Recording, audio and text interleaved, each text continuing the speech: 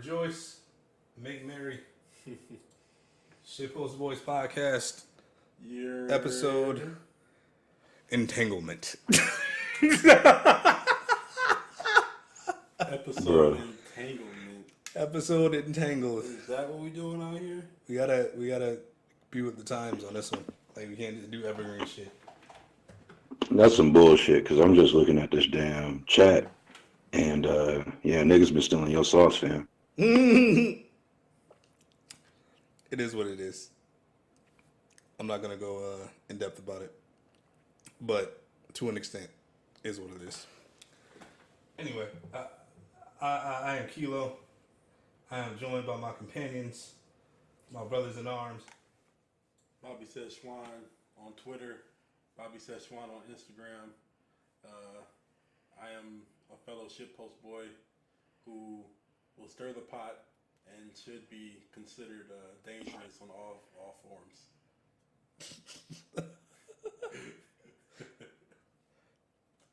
Well said. It's the part where you introduce yourself, Jonathan. Nine Deuce, man. What's up? That's it? Yeah, fam. Find me everywhere at Nine Deuce. You want to find me? Type in 92EUCE and you'll find me. There you go. See, that's all I asked for. Yeah. Proper placement. Because I would have typed in 9 Deuce and would have not found you. You'd have found Mm. the new 2 girls, 1 cup. And Right. it would have been all bad. And I would have sued you for like emotional scarring and everything else. So yeah, you gotta specify. You'd have been canceled for being problematic.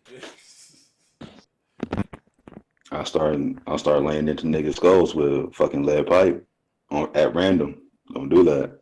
This guy. I don't think that's the proper response, but I don't know shit, so don't quote me. In any case, make sure you keep your microphone clear of debris, so we ain't gotta fuck this recording up.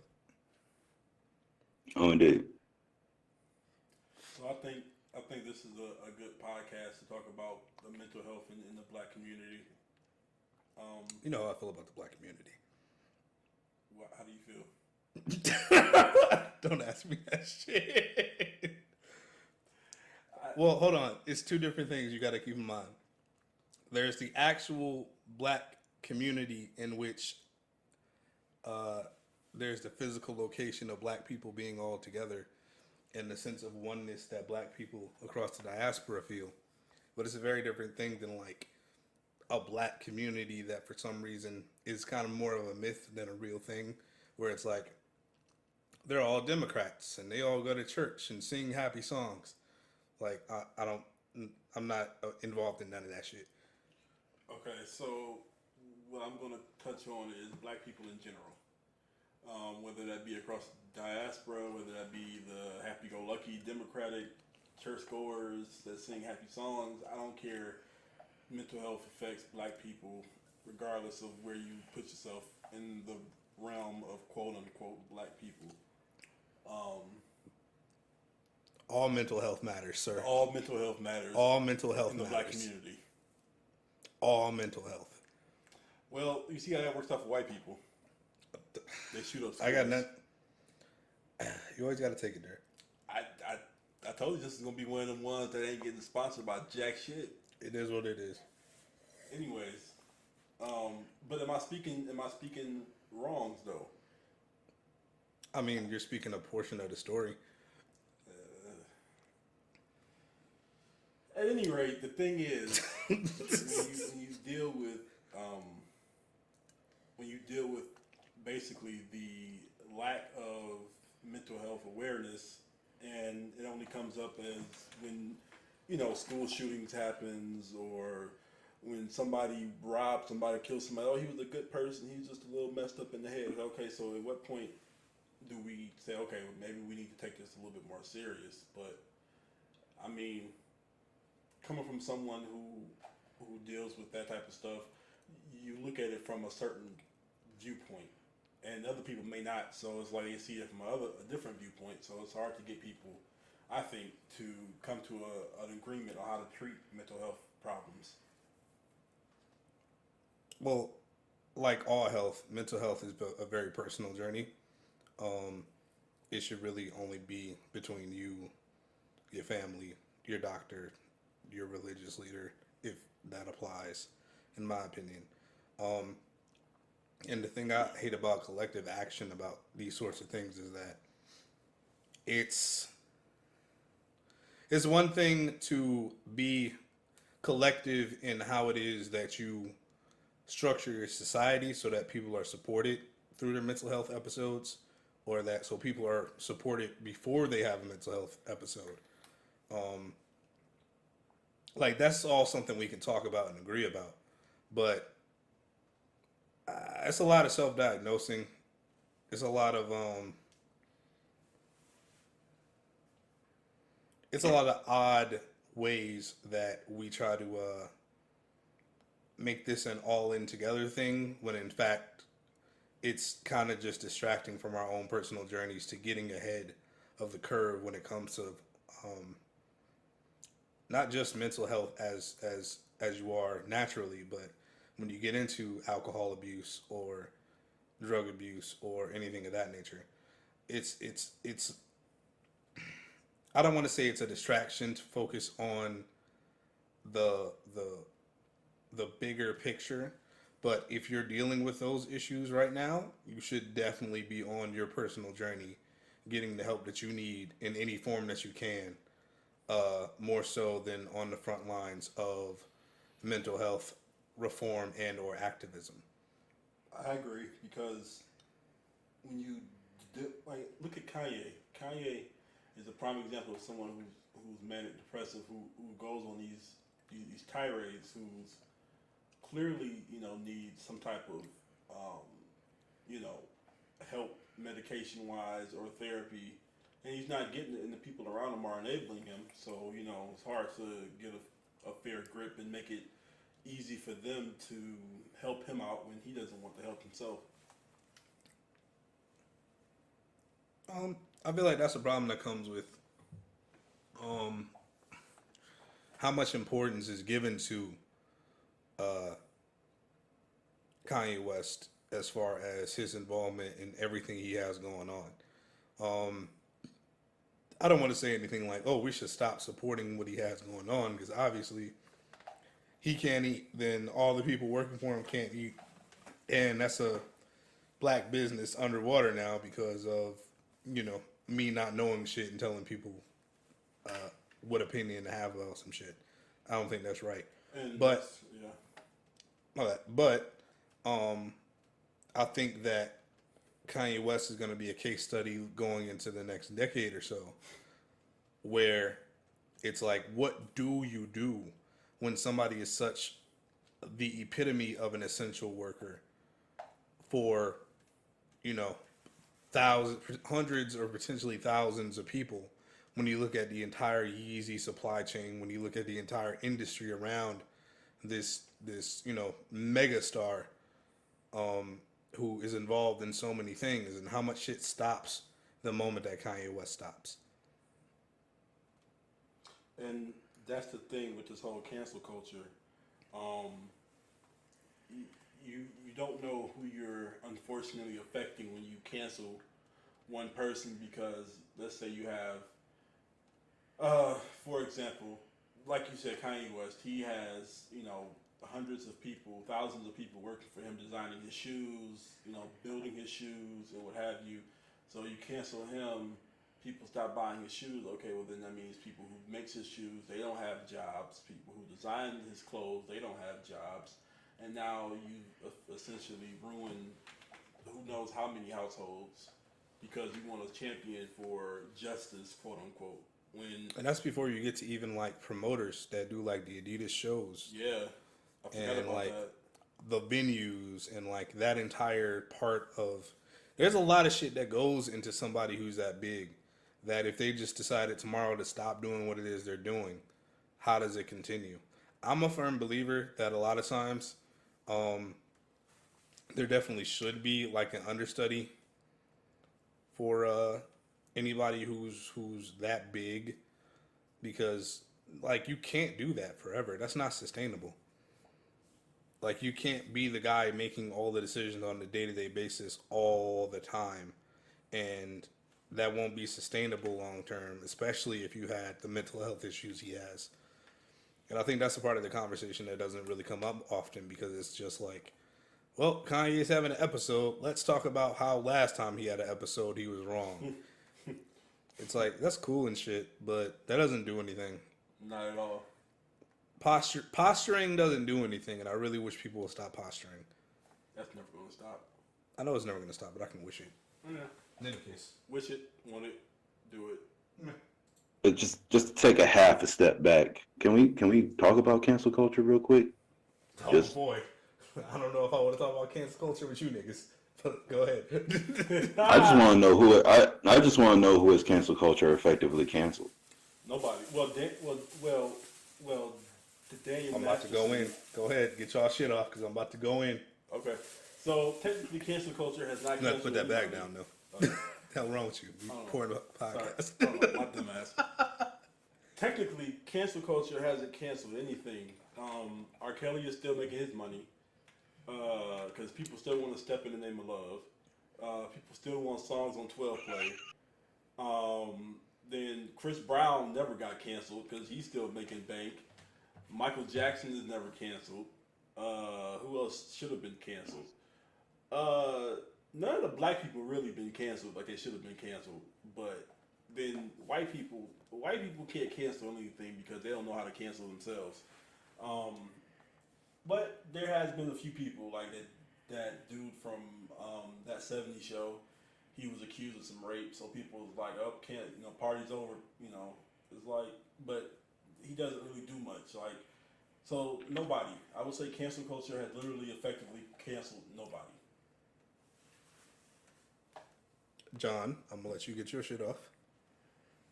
No, I'm just curious because it doesn't seem like it has like canceled anybody. Like, I was just curious. That was a legit question. It makes people feel like they have the power to determine if you live or die. And the sad part is nobody alive has that power to decide whether you live or die. Especially not a motherfucker on Twitter.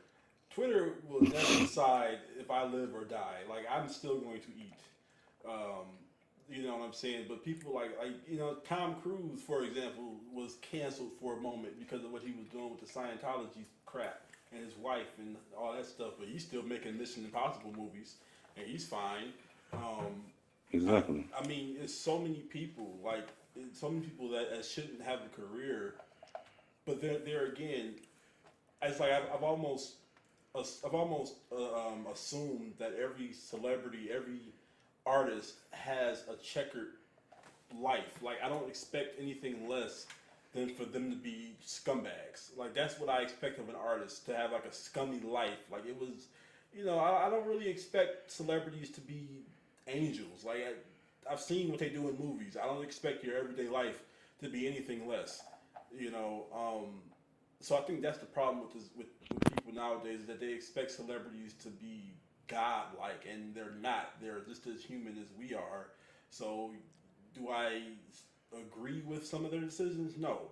Do I agree that they should be taking, they should be having charges against them for things? Yes. If they've done something wrong, get charged against them. But we shouldn't remove stuff they've done. Like, who was that?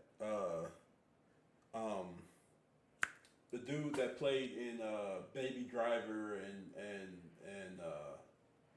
I forgot his name, older dude, but they're trying to pull his movies off the shelf, and I'm like, bro, he's done good work. Dude from House of Cards. Yeah, you know who I'm talking about. Yeah, I know who you're talking about. And Kevin Spacey. Yeah. But the problem with Kevin Spacey is everybody knew Kevin Spacey was like that. Like, everybody in Hollywood knew he was like that. Family Guy made a joke where Stewie was running through the mall naked, like, help, I've escaped from Kevin Spacey's basement. And this was in 2001. So the fact that it went on for 20 more years without anybody saying anything is like, it blows me. So it's like, I don't care almost. But it's like, you know what I'm saying? Like, I expect celebrities or artists to be kind of crooked a little bit because most of them are kind of crazy. So I expect them to do some crazy stuff. Fair. I don't hold anybody to a higher pedestal than I hold myself to. So I feel like if I hold somebody to a pedestal that's like immeasurably high, then that fall is just going to be great for them, and it's not going to do anybody any favors. So if you hold somebody to a standard below you, then you won't be surprised when they do some scummy shit. It's like, oh, okay, Y'all niggas done? sure. Jesus Christ. Yeah, go ahead. Do what you If do what you're Jeffree doing, fam. Star is still walking around selling makeup, then I don't think cancel culture has effectively canceled anybody. Bro. I was waiting for y'all to try to kind of get to where I was, like, in this little exchange just now. But I think we're forgetting some very important shit here. Okay. First and foremost, cancel culture definitely is effective and definitely has ruined people's careers and lives. Well, yes. The problem is y'all keep focusing on the celebrities. Celebrities have a humongous fucking buffer between them and anything bad that can happen to them. But how many niggas have y'all seen lose their jobs in the last 2.5, 3 years? Man, F that. How about the last 3 weeks to 3 months? Well, that's kind of my point. Cancel culture works, but it only works on poor niggas. Like, That's people facts. who are dependent upon whatever it is they're doing, they're fucking suffering. And if they're not, like, savvy enough to figure out some new shit as far as, like, a different revenue stream, they're fucked. That Detroit popcorn company dude, he fucked himself They're terribly. fucked. That shit works. Unless you're a multi-millionaire, that shit works. Because Jeff Bezos walking around like, ha! Cancel culture. Well, that's the other thing. A lot of people, like, some of the shit that people call cancel culture is not cancel culture. It's not. Nobody was fucking canceled. Like, people said, oh, they're canceled. But, like, Amazon can't be canceled. Yeah. Walmart can't be canceled. Yeah. Sam's Club can be. Yeah. But not Walmart. Yeah. Within that, like, I feel like a lot of the conversation around cancel culture is coming from the wrong people and is about the wrong shit.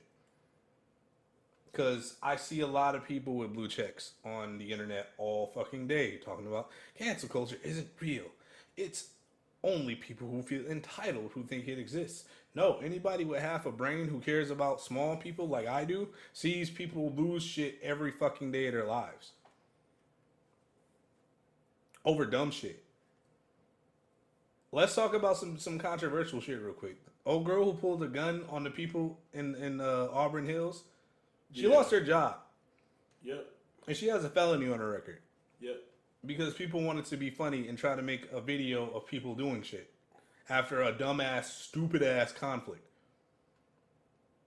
If somebody bumped into you, why the fuck do you pull out your phone to try to get a rise out of them, saying weird fuck shit to them, and surround them?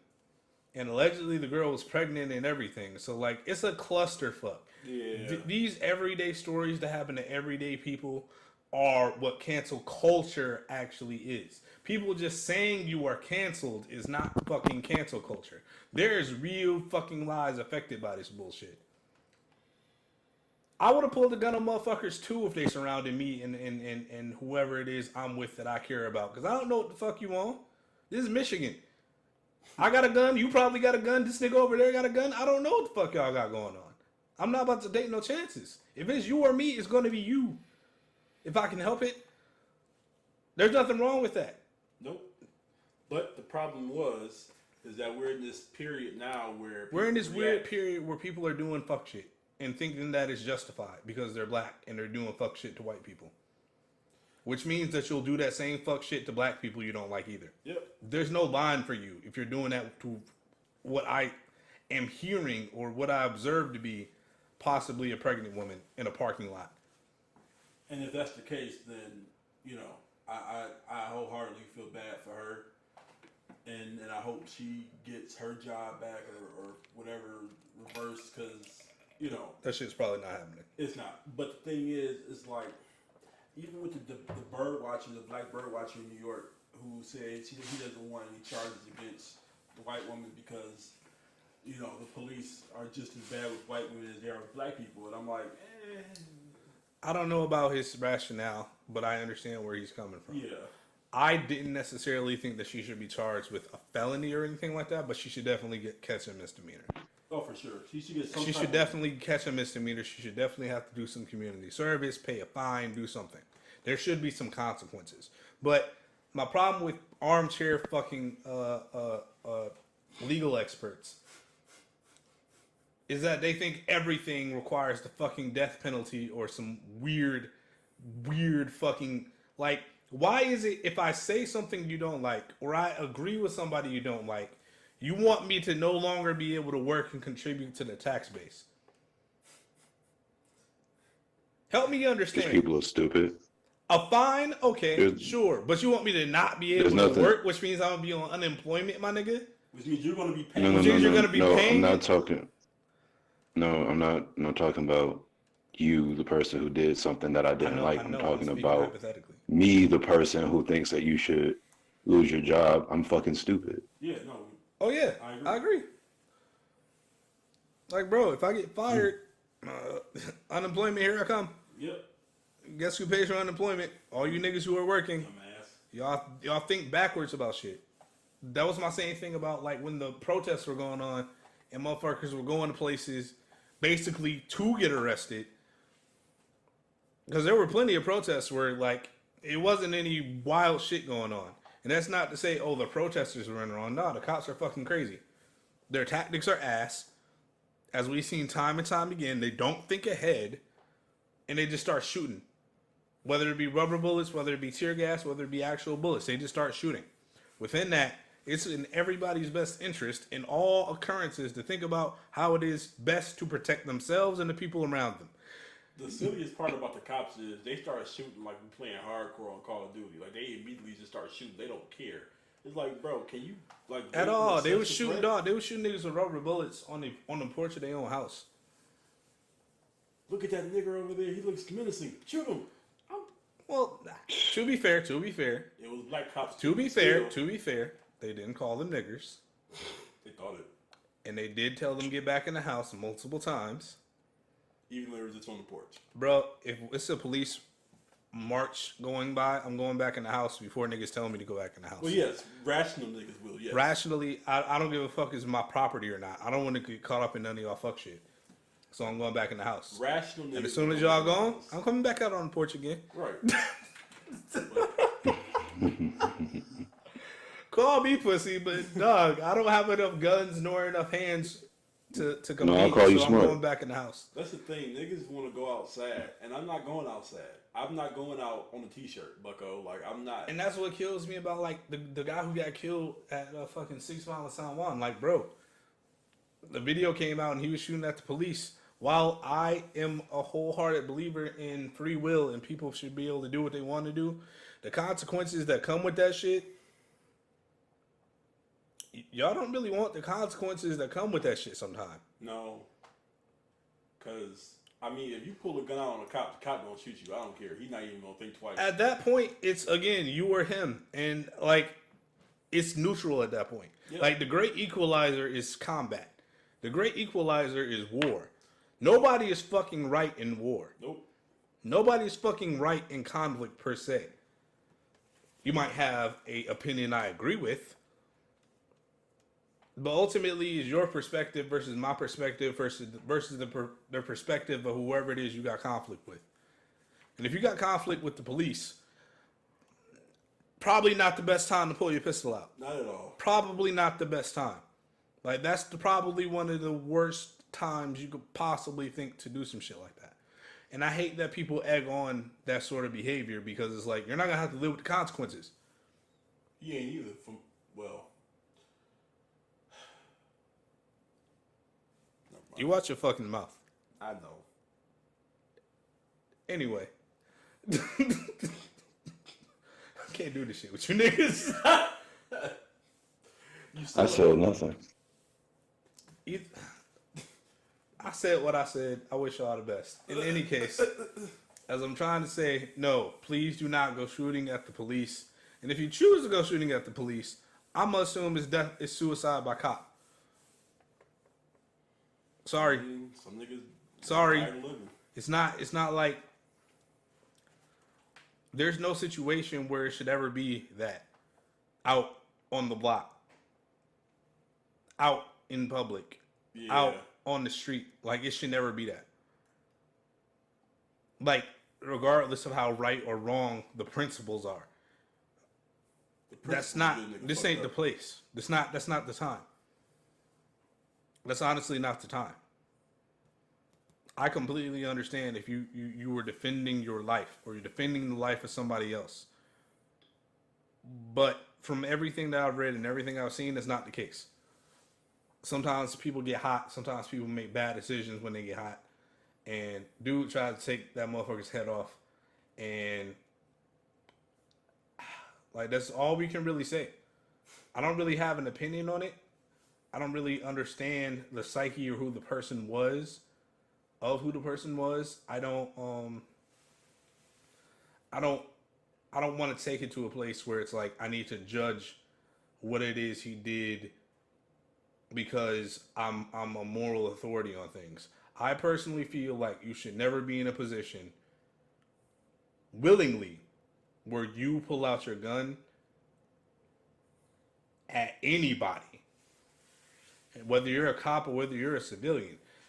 De-escalation is the point of everything. The entire reason that we have all these methods of deterrence is because we don't want it to go there. Right? Correct, though. Am I wrong? Am I tripping? No, because listen, you watch way too much Western. Because look, the Black Panthers was all strapped, right? Black Panther Party was all strapped, right? Yeah. Was them niggas always having weekly shootouts with the cops? No. Exactly my point. All this shit is supposed to be symbolic deterrence. All of this shit is supposed to be, please don't try to pull no shit. Because we got the shit. Because we got the shit too. It's not supposed to be, oh, it's up there now. You can't just go up there by yourself. You can't. You'll die. People will be hurt in the crossfire. Like, bro, there is a way to do things. And we skip over so many of the important steps as civilians. I'm not even talking about as a society or the system or any of that shit. As civilians, there's a lot of responsibility we don't take. As parents, sometimes there's not a lot of responsibility that motherfuckers take. And we see that shit every day. True. I don't understand how people can have these conversations on a daily basis about, oh, deadbeat parent. Oh, friend of the court. Oh, you should be more responsible with your body. Oh, you should do this. All this judgmental posturing and shit. But niggas are getting killed for being like, you should not be in a position where you're ever going to be in an open conflict with the police.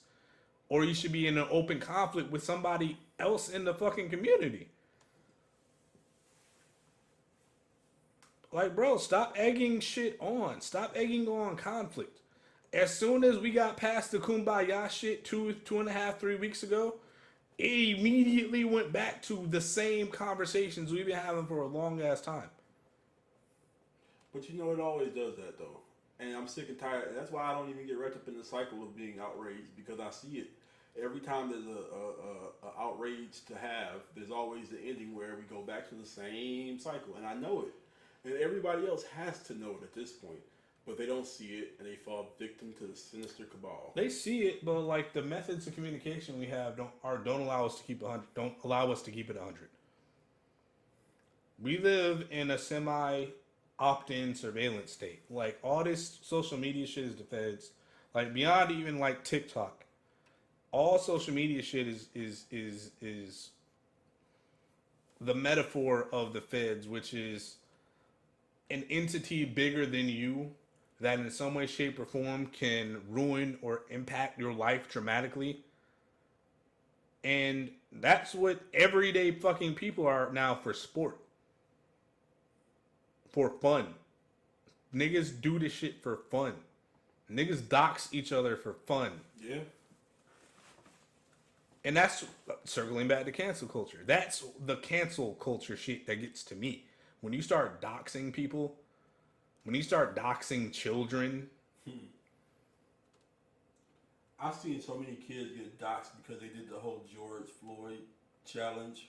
Bro, But it's like I think. Here's the thing: you earned whatever it is you got coming. Sometimes, but at the same time, why do we have to take it there? Because we've lowered the bar. As soon as you do that, as soon as you lose the righteous upper hand, as soon as you lose the space in the conversation where it's supposed to be you and your word and your principles that you're standing on, and you've decided to take it to a negative space where it's like you're finding people's parents through Facebook, and you're finding people's loved ones through Facebook, and you're threatening them. Like, that's where the cancel culture gets really fucking ugly at. Like, that's the part that we don't talk about enough. This shit impacts people who don't have nothing to do with whatever it is that you got upset about. Yep. Because old Johnny, his parents, grandparents, aunts, uncles, sisters, cousins, they getting death threats, and he the dumbass that did something stupid. Bro, I said so much stupid shit as a teenager that I didn't realize was stupid shit because I was a teenager. Had niggas doxed me and in any way, shape, or form threatened my family as a consequence of it. Yeah, like, come on, bro. It would have been terrible. Like, come on, dog. Come on. Like, we have to be more responsible. We have to be a lot more responsible because this shit can go left. This shit can go real fucking far left. Instantly. We shouldn't have to wait till the body count increases before we're like, this is a dangerous slippery slope. We shouldn't have to wait for that shit. And yet, here we are. Waiting for it. You know, as far as like Johnny Depp or fucking Louis C.K. or anybody else, when we're talking the cancel culture stuff, I don't give a fuck about none of them. Whatever legal battles they got going on, they got the money to handle it. They got the support system to be able to keep them afloat. You know what's crazy about Johnny Depp though? That man ain't done nothing wrong. His wife was beating his ass. That's the crazy part. He was getting his ass beat the whole time, and I'm like, yo. And that's the wild thing about cancel culture. We don't know the facts until the facts come out. Jumping in to try to be the moral authority and defend insert group is dumb because you don't always know what the issue is. People lie about everything every day. Yep. And people say, "Oh, why would they lie about that? Why to get fame?" They're not famous, and it's like, bro, niggas don't care about on a primal level. People don't care about fame, my nigga, as much as they care about inflicting harm. Some people lie just to inflict harm. Yep. Some people dox just to inflict harm. Yep. That's the whole point. They don't want to win. They don't want to be on the next celebrity dance show or whatever the fuck. Like, that's not what the conversation is. At the end of the day, people lie because they are either A, most likely trying to protect themselves and their image, or B, they just want to see you burn. More likely B. It could be it could be a bit of A. It could be a bit of A. Could be both. I mean, it's obviously both of these things are in existence. But the majority of the time, people are lying in some way to protect themselves. Like, that's what Johnny Depp and Amber Heard is. Yeah. Amber Heard said he was beating my ass, and Johnny Depp was like, wait, I recorded these conversations of you saying that you was beating my ass, and you severed my fucking finger. All because Johnny Depp didn't want to beat her ass. Shut up. I'm sorry. That didn't come out right. Well, You take 5. You take 5. I don't endorse those. I don't endorse that. I don't even think he meant to say it the way he said it. But I'm here to keep everybody in check about the shit that we say on this motherfucking podcast. Because it's my head that rolls if this shit goes the wrong fucking direction. In any case, but yeah, like Amber Heard was lying to protect. I think Bill Burr said what he was trying to say, but continue. Sorry. I'm gonna let Bill Burr be in his space over there. I don't want to bring Bill Burr into this podcast until Bill Burr brings us into his podcast. Sure. Shout out to Bill Burr. What happened to Bill Burr? Yeah, shout out. I don't know, bro. I'm keeping him out of this. In any case. Okay. I was watching Dave Chappelle's show with him in it when he was doing the racial draft. That was like... Hey, that was Can we stay on topic? Sorry, yeah, go ahead. I'm sorry. No, that skit is funny as fuck, but yeah. Even funnier when you consider the fact that he had a white wife, so like he racially drafted his wife. Yes. Bill Burr is a wild boy. A wild boy. Oh. He's this nation's Gary Owens. Where we at? Cancel culture. Yeah, a lot of cancel culture is not everybody's favorite term, which is gaslighting. That doesn't always apply. Sometimes the nigga's just dead ass lying. Like gaslighting is a very specific thing. Gaslighting is like an intentional effort to derail and or impede upon somebody's ability to make sense of factual events by introducing information that is false, patently false. These niggas are talking about information that's true, but has absolutely nothing to do with what it is we were talking about. That's not gaslighting. They just don't get, they missed the point entirely. They're missing the point entirely, rather. That's two different things. Two different things. Sometimes the nigga's just lying, sometimes the nigga's just being disingenuous, and other times they're actually trying to gaslight you. You'll know when you're actually being gaslighted. You won't know. It's gaslighting. It's called gaslighting. This nigga. But yeah, no, some people are just dead ass wrong.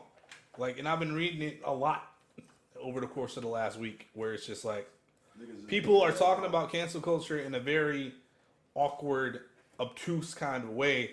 That's like, yeah, of course I agree with that. Of course I agree that people aren't really being canceled.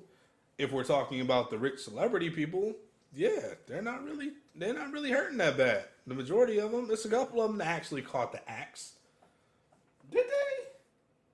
I mean, R. Kelly's in prison. Oh, he is in prison. That's right. Okay.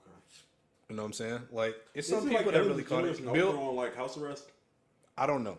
Okay.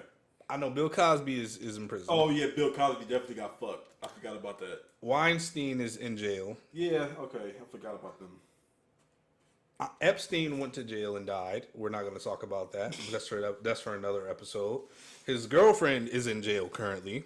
She about to, well, never mind. Shut up. That's for another episode. Yep. A lot of niggas are going to jail, rightfully. They've been effectively canceled, and those niggas needed to be canceled. Epstein for sure. Epstein is a sick fuck, and what kills me about Epstein is that motherfuckers like, oh, we knew this for a long time. Where the fuck was the marching then, my nigga? Right, now all of a sudden. Where the fuck was the documentary 10 years ago if you knew for 10 years? Get this nigga to jail too. Yep, all them niggas. Everybody that he ran with Epstein need to be in jail. Who else was on? Somebody, I heard Chrissy Teigen was on Epstein's flight list. Man, look, that's a totally different thing. When we getting into the important parts about the myths around Epstein versus the facts around Epstein and what facts and myths correlate to actual child abuse and what facts and myths correlate to they was just kicking it with this nigga because he was rich. I get it, but because I don't believe in Pizzagate. I believe just like niggas believed in the Wayfair shit, and I'm just like, you know, you can edit everything on Wayfair, right? Like, the source matters. Consider the source in all things. The source fucking matters. If the source is a bunch of sketchy ass looking screenshots from a forum somewhere, if the source is fucking Facebook, you need to take all of that shit with a grain of salt, my nigga. Everything. If the source is fucking Facebook, dog. What was I saying? Cocaine. Cocaine is a hell of a drug. Speaking of which, that Rick James episode of Chappelle shows. It's important that you mentioned Rick James because I was just about to get into canceling dead people. Niggas tried to cancel Michael Jackson. This nigga's dead. Nigga is dead. Niggas tried to get over on Prince for a little bit. That nigga's dead. Oh, what did they say about Prince? I don't want to get into that. Honestly, I don't want to get into that shit. Yeah, like, here's my I want to talk about this for literally the next 2 minutes and get it out the way. Cancel culture is a real fucking thing. Cancel culture does not impact rich people the way it affects poor people, but what in this world does? Touche. Poor people are always more affected. It's a bunch of motherfuckers who said some shit I don't agree with, or voted for Trump, or et cetera, and I don't really give a fuck. Let them keep working. Mm-hmm. Now, if they're cops and they said some racist shit, that is a different conversation entirely. Because that shows bias. Mm-hmm. That is the one job where you are not allowed to show bias. They inevitably do. The vast majority of them probably do. Well, that's just to be expected. That's to be expected because of the nature of the fucking country we live in. Like, we live in a country that has so many fucking people from so many different places. It makes you apathetic towards all people. If you've been here long enough and you've seen enough shit. I mean, I get why so many people say, well, you know, especially my white coworkers, they would say, "Oh, I was, you know, harassed by the cops," or I've been. Oh yeah, well, poor white people definitely get harassed by the cops. I say, yeah, because you're poor. You live in a poor neighborhood full of fucking meth and opioid shit. And I told them that. I said the reason why you get and you out here looking dusty, yeah, they gonna think that you got something to do. If you're sitting here driving in a dusty old Thunderbird that's making a whole bunch of noise, you think the cop ain't gonna stop you? Like, you driving down Grand River at 70 miles an hour and you're like, oh, the cop stopped me too. Yeah, because you did something stupid. I get stopped walking down the street because I fit the profile of a black man that just robbed somebody. I have freckles. I'm easily distinguished. So you ready? So y'all ready to talk about black on black crime? Not this week. Not this episode. Not this hour. How long are we going for? No, leave it alone. No. No what? I have no comment with black on black crime. Anybody that's y'all niggas is pussy when it comes to black on black crime. No.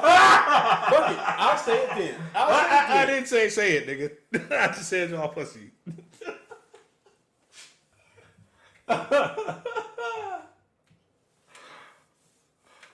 Oh man.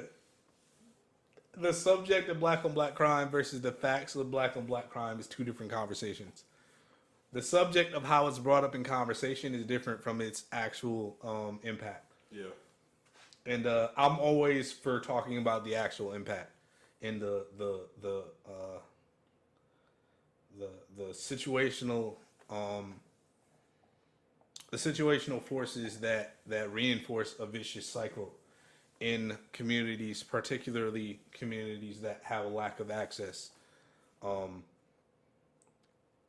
I never want to get into debates about whether or not black on black crime is quote unquote real, because the shit is absolutely real. The use of it as a deflection is absolutely real, but the use of it as a deflection is very different from its existence as far as the conversation of it being real or not. Niggas kill niggas every day, B. Every fucking day. Literally every fucking day. And if we want to get into to domestic shit, you know, like a friend of mine just lost a coworker to the shit. And they had a baby and everything. Like, we can talk about it, but we have to be responsible in how we talk about it. Yeah. And we don't necessarily have to call it black on black violence if that makes people uncomfortable. We can call it intraracial violence or whatever it is you want to call it. Or just violence. Because whatever you want, whatever anybody wants to call it, I'm down for it. I don't really give a fuck. And you know it, but the problem to those who listen to the podcast, the problem with the term black on black crime insinuates that there's no crime in white communities, Asian communities. I don't think it insinuates that. I think when it's used as a reflection, that's what the conversation becomes. That's what I'm saying. Like it like in the argument. And that's what I'm saying. It being used as a deflection when we're talking about some other shit. Yeah, that absolutely happens. We shouldn't even be talking about it as a event or it as a occurrence at that point, because it's a deflection. It's being used to detach the rational criticism of violence as a whole or violence in the white community when it's like, but what about black on black crime? For instance, niggas want police reform. If your response to niggas wanting police reform is, what about black on black violence? Shut the fuck up, my nigga. I understand and appreciate the fake concern as much as I possibly can, but shut the fuck up. We're not talking about that right now. We're talking about state-sponsored, state-funded, and state-approved overreach of state workers. Niggas don't want that. Niggas ain't ready for that conversation yet, bro. But I'm saying as far as like black on black crime being 100% a thing, but completely irrelevant in that particular context. Yeah. And how people try to use it as a deflection from the real conversation that also needs to happen. There absolutely needs to be police reform, just like there absolutely needs to be some sort of social changes that in some way, shape, or form will take the burden off the justice system in terms of dealing with criminality in the neighborhood, especially in black neighborhoods that suffer from tremendous overreach and over-policing. But to say black on black crime doesn't exist is patently false. Interracial crime absolutely exists. I think they only say black on black crime doesn't exist when somebody come at them, like you said, in an argumentative. Yeah, but like you got to be right. But you have to be right. You have to be correct in what it is you're saying. Exists, but it doesn't exist in the form in which they're trying to say it exists.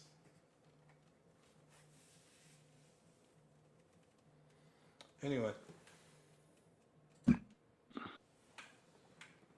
The conversation of black on black crime should never be used as a red herring, period. Yeah, absolutely. Like, I think people just try to have that conversation because that's the conversation they're most comfortable with.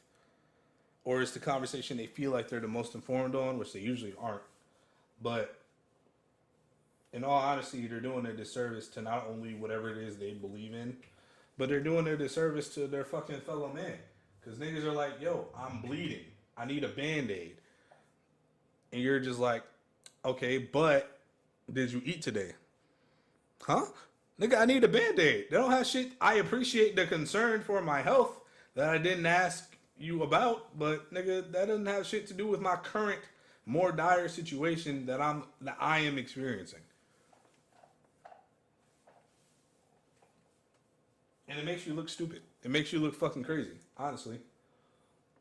No, but my thing is, like, that's a conversation that's being used. Again, you guys are saying that it gets brought up in the wrong context at the wrong time, and I feel like that's being done on purpose to be malicious. Again, red herring. Like, it's misleading. 100%. Like, in a lot of these cases, it is malicious. It is meant to be a distraction from having a hard conversation about police reform, because the conversation around police reform, nigga, we got an uphill battle. It's not going to be some shit that's going to be solved in one election cycle, not 2 election cycles, not 3 election cycles. Police reform, real reform, is probably a decade plus away. Even at this point right now today, in my opinion. To have lasting changes, and not only have lasting changes, but also have a tremendous change within the community as far as what the response is. Yeah, it's going to take a while. I don't think we'll be allowed to see that shit. I think we'll be allowed to see it. I don't think we're going to be young enough to be on the front lines of whatever it is. We're going to have a long conversation about front lines and how people are using that word the wrong fucking way. One of these days, but not today. Anyway. Yeah, I guess we can wrap on cancel culture and get into the actual topic that I announced at the top of the fucking podcast. Entanglements. I mean, we the shit post boys. We need to be the shit post boys. Entanglements. Do y'all niggas know what I'm talking about? Yeah. You know what I'm talking about, John? Yeah. You've been in entanglement for like 10 years, nigga. Who? You? Me? Yes, you, nigga.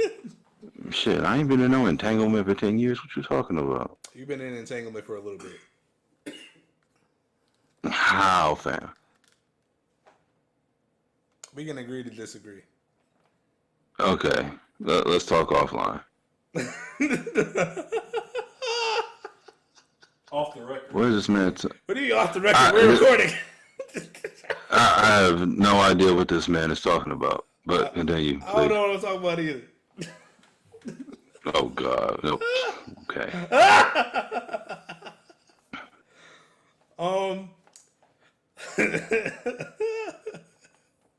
Entanglements is the word of the year. Twitter is about to run into the ground. Nah, I think it's only gonna last for like a week and a half. I think some more shit is gonna pop off. And for sure. 2020 is not over yet. It is the year of everything. It is the year of literally everything. And COVID is a real thing. Make sure you're social distancing. Make sure you're covering your mouth when you're out in public. Speak out in public as little. Look, I'm gonna make this a disclaimer in every motherfucking episode if I got to, because I'm dead ass serious about it. Stay the fuck home at all costs. Do whatever it is you need to do that is necessary and get the fuck out of public. You know what I'm saying? Like, this shit should have been done. This shit should have been done weeks ago. Had everybody actually stayed home and actually stayed out of each other's faces, even once we opened up, you were still supposed to keep it low and slow the fuck down, and people didn't want to do that. But anyway, entanglements. I have a lot of thoughts about this because I don't have a lot of facts.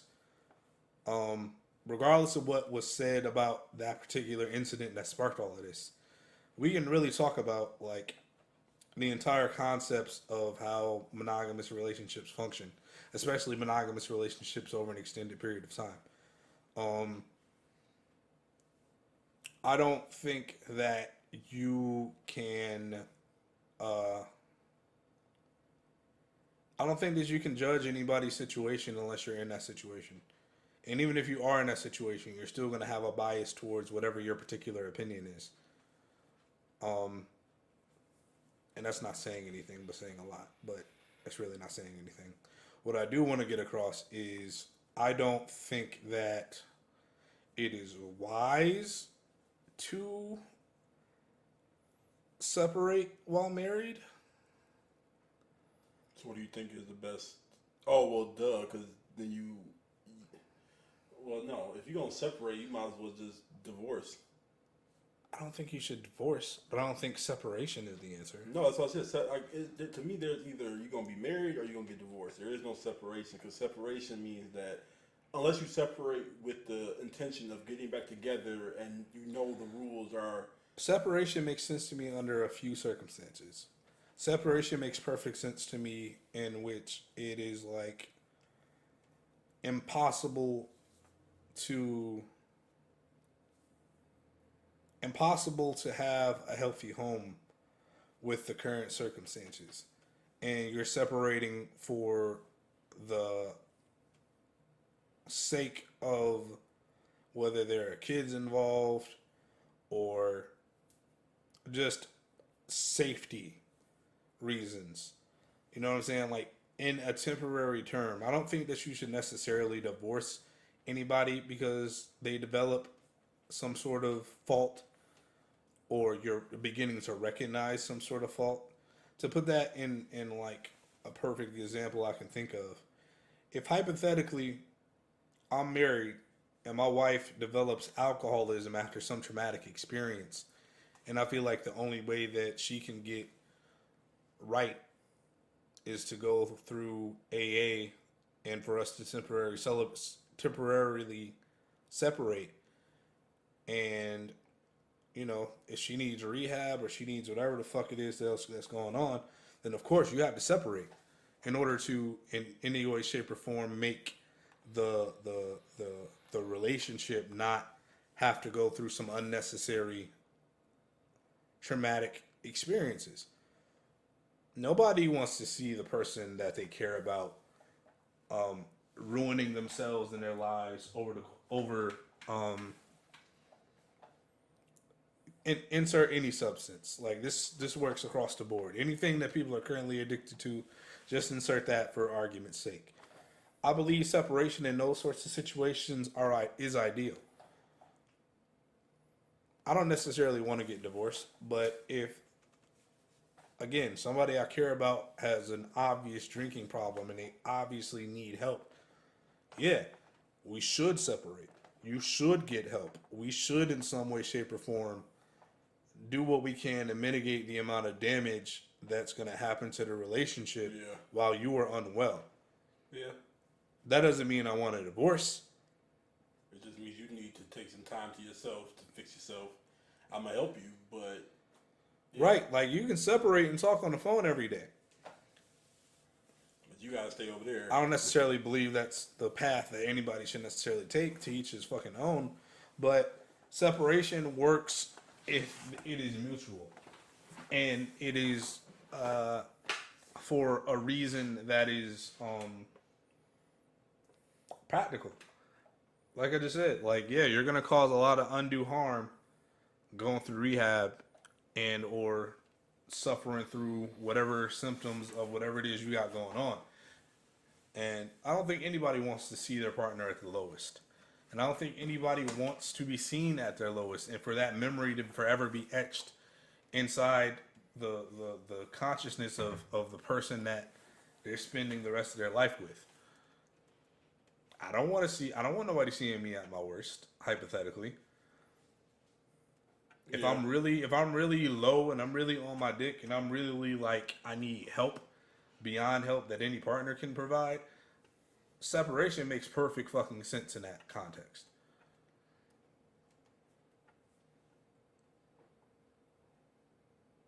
Echo. You niggas there? I agree with you 100%. I thought you had more to say. Yeah, I'm with you. I mean, I don't. Pretty much it. I mean, I'm not against the idea of separation. I'm against the idea of separating for petty or vanity reasons. I've always been like, if I'm gonna get separated, or divorce is gonna be because he cheated on me. I don't think it has to start there.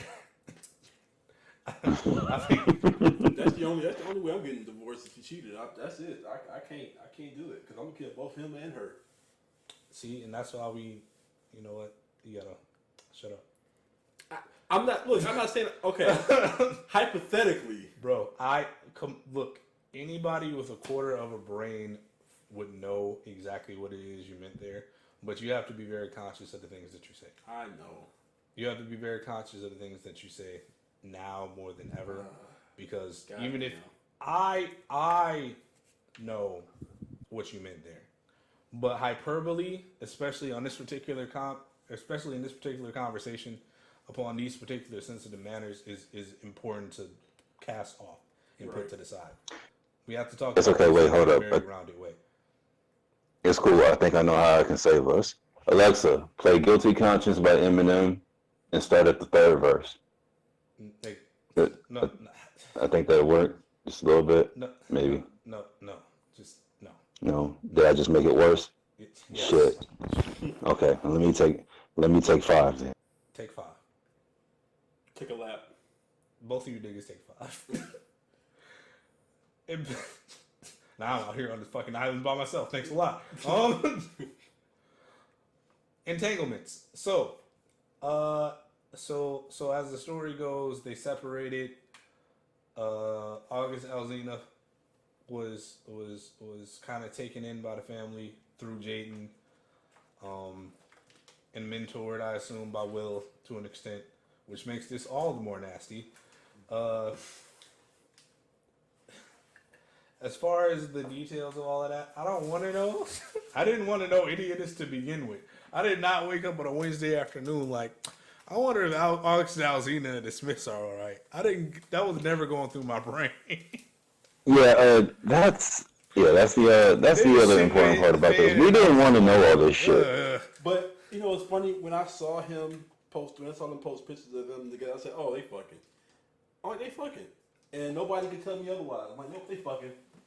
And they was like, "No, they're not." They just take like, "Nope, they fucking." This whole conversation is nasty.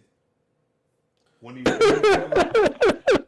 you think about the age difference, when you think about the circumstances of how it came along, bro, don't fuck my mom because my parents are separated and I brought you into the crib because this is a place of healing. Part about it, though. If I was Jaden, I would be mad as a motherfucker right now. I'd be so upset. If I was Willow, I'd be pissed. Like, these niggas I'm finally building this brand around namaste and happiness and holiness, and y'all doing wild shit.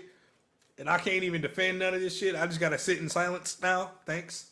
Basically, I'm trying to get these albums off. The tour's low. Like, nigga, the kids are the most affected here. I don't know. I feel like they're really the most. Is it appropriate? Is it appropriate to say I feel like Jayden want to run him the fair one in private? I 1000% know for a fact Jayden want to suit up in that Batman costume and beat the light skin off that nigga. I know if I was Jayden, I'd have been suited up 2 days ago. Like, where this nigga at? I know we in LA. Tell me where the fuck this nigga is at. No, the minute you Riddler looking nigga.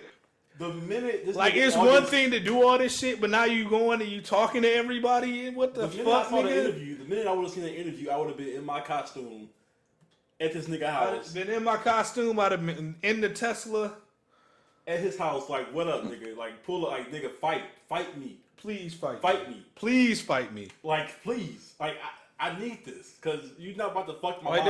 there's no other way of dealing with it at that point. And I completely agree. Like, all of the fuck shit happened. I'm positive Jayden had to know something that was going on with everything going on in the household. Yeah.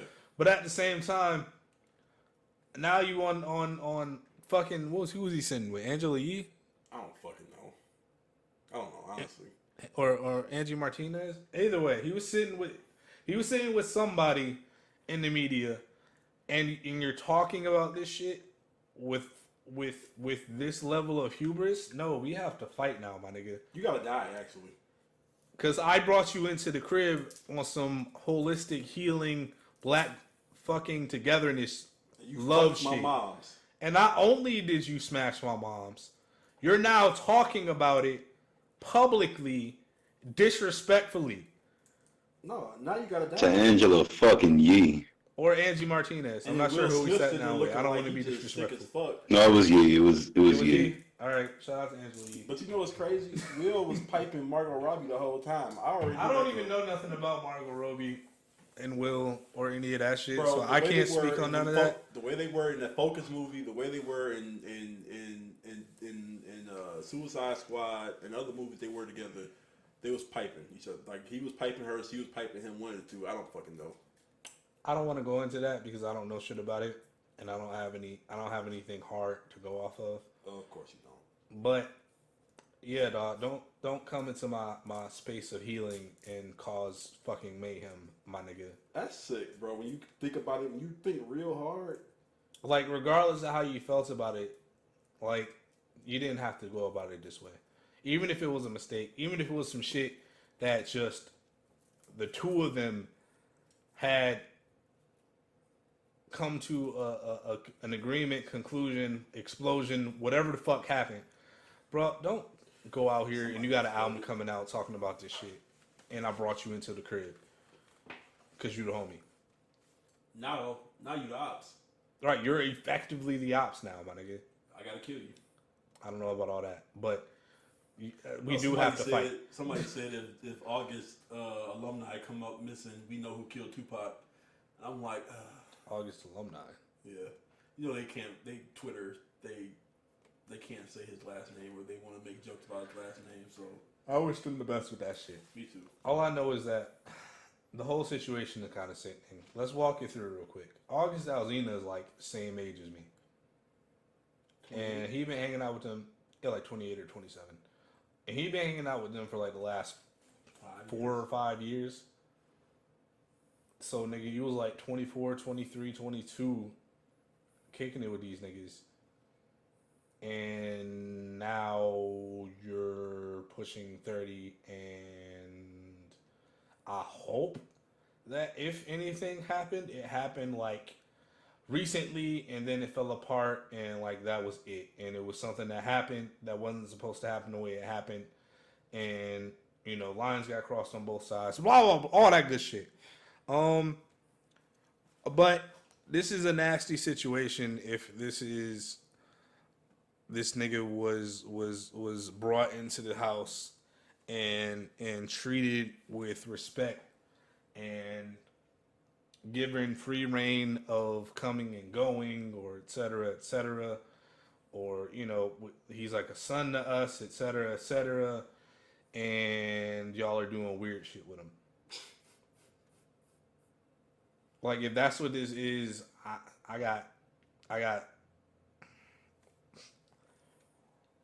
don't want to talk about it. Oh man, Soul is winning. Mm-hmm. That was a sidebar. Shout out Absol, he is winning though. He is winning. I'm waiting for that project. As far as what it looks like, it looks disgusting from everybody's perspective. It looks disgusting because if this is what happened and August Alsina's on this fucking album, fucking interview, media spree, and just like being messy, that's fucking nasty.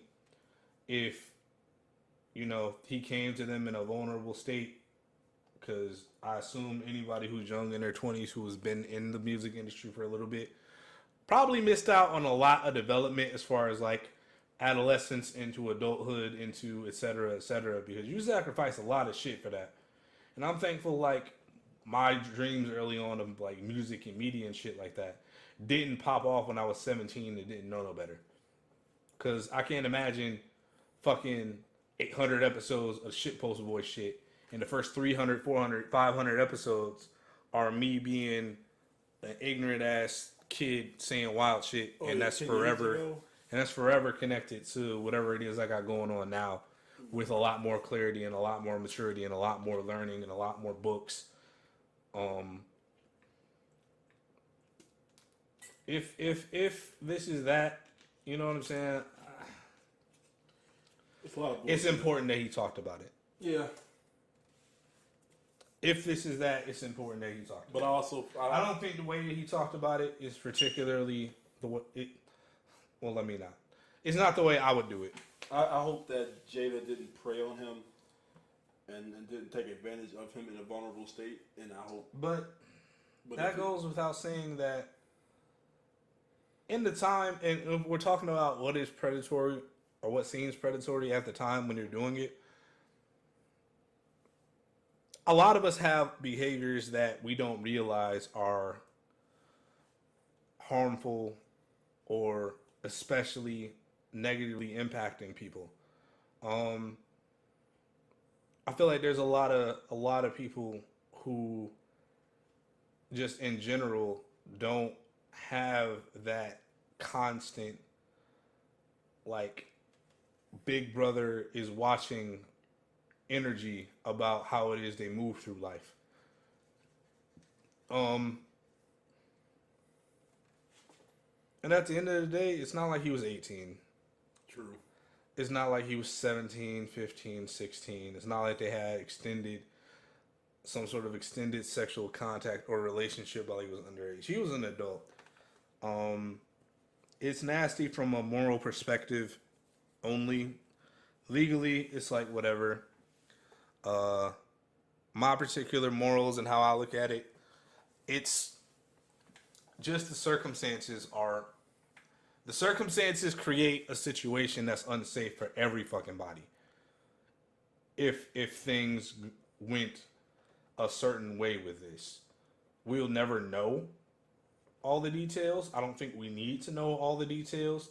The damage has been done. We definitely don't. The damage has been done, and us, the public, really don't have a fucking horse in this race, and should really just, after this week, shut the fuck up. Yeah. Because I don't want to give him no more attention for this shit. I don't want to hear posturing and or moralizing from Jada-Pinkett Smith ever again. I don't want to see... Bro, she has no leg to stand on. Like, I was already on the fence when, like, the Jordan Woods shit happened. Oh, and, like, Jada was talking more than Jordan Woods was. And I'm almost positive I'm slightly older than Jordan Woods. Oh, yeah, no, she's like 22. She's like 22? Okay, she's she was at least 24 or so. I think she had a birthday recently that she's like, maybe she's 24? Maybe she's 24? I know I'm older than her. And that's pissing me off that she's like a millionaire for no reason. Sometimes you get born into it. What are you talking about? Because ain't that Will's niece? That is the child of somebody who was a producer on Fresh Prince. Okay, so that's why he called her niece, because... Right, so they've known that family for, decades. So, Will got to stop calling everybody family who is a fuck up, but that's a whole other conversation. He's old. He's 50. So what do you expect? I said what I said, and that's how I feel about it. Will got to relax, especially after this fucking episode. Yeah, because yeah. Right, but the episode with like Jordan Woods wasn't sitting right with me because Jada was talking more than she was. Like, I'm not that much older than Jordan Woods. I know for a fact that anybody who is a couple years younger than me has even more exposure to like a bunch of ideas that they shouldn't have had exposure to early on. So a lot of shit that they feel in their hearts or a lot of shit that they experience is way more mature than what their brains can handle. I was involved in a bunch of stupid shit when I was 17, 20, 21. Like, I've been to, hotel parties and, oh, it's a house party at such and such house and it's going to be some, drinks, probably some weed, probably some members of the fair sex, probably in a couple of not so savory characters I probably don't even know. And I know how shit can go. I knew how shit could go before there was like the moral police of the internet constantly in your ear trying to tell you what is right or what is wrong. So people who are younger than me, they have even less of an excuse when it comes to shit like, oh, I didn't know whose house party we were going to. I just knew we was going to a house party. Now, see, me, as a man, as a boy, at the time, could have told you immediately that it's a bad fucking idea to be going to anybody's fucking house party and I don't know whose fucking crib it is. Yep. If I don't know who's going to be there, I'm not going. I mean, that's just how we And if you tell me who it is that's going to be there, and I know I have active, open engagements with whatever it is they got going on, whether it be positive or negative, I'm not fucking going. Nope. To begin with. And when I get there, like, bro, you know the vibes when you walk into a place. Bro, the vibes Don't you? off. Get the fuck out of there. Like, you know immediately if it's some weird shit going on or it's some very some very horny energy in the room. You know immediately, if you've been to enough parties, you know immediately when like it's some, all right, they trying to get some shit to pop off over here. Mm-hmm. Like in general, like there's a lot of, and that's one thing about even how she described it. Like knowing how old he is, knowing how old she is, knowing how old Chloe is, and all of that shit. Like that sounds like it was a party with a lot of like very mature adult men in terms of age, not necessarily maturity. And a lot of pretty young girls in California, well after the clubs have closed, well after pre-gaming, well after whatever ever else. I feel a way about people trying to say that I was young and I made a mistake. It's like, I've always felt a way about that. Come on, bro. Come on. Like, it's awkward for me to talk about this shit because, again, I'm pushing 30 now. And it sounds weird for me who is pushing 30 to be like, oh, that 23-year-old, 25-year-old knew, because everybody thinks there's a tremendous gulf between those ages now. And there's not. It's really not. It's not a huge amount of difference between a 20-year-old and a 23-year-old. Nope. There's just not that much difference. I was stupid. I'm still stupid. Shit. Everybody is stupid in their 20s. That's why it's called being in your 20s. You've been an adult for less than 10 fucking years in your 20s. Yep. Like, yeah, you make stupid decisions, but you know right from wrong. And that's what killed me about this. Black people are known. If it's a 2-year-old and he over there fucking up, you know right from wrong. He know beating his motherfucking ass. But if I say a 23-year-old should know when there's some weird energy in the room and they should move accordingly, yeah, I'm victim blaming. No, you're not 16. You're not 15. We're experiencing these things for the first time. At 23, 24, 22, you've been in enough of these rooms to know when it's like, all right, this ain't it. I'm at least going to carry myself a certain way in this room. You know what I'm saying? I may at least know to keep that energy that I may or may not be feeling for anybody else who's in that room close to my chest long enough for us to not be in this scenario. Because if you know anything about human nature, you should wait to see how people react to certain situations, and that'll tell you a lot about their character. But bro, don't come and sit your ass on my chair that I'm sitting in, and you know the vibes, and then try to play it as something else when the shit hits the fan. That's what I didn't like about that. Yeah. I honestly didn't even listen to that or see that. Oh, I had to see that because I was like, how is she gonna pull this one off? I'm petty as fuck. I'm petty, but I needed to know how that was gonna get pulled off.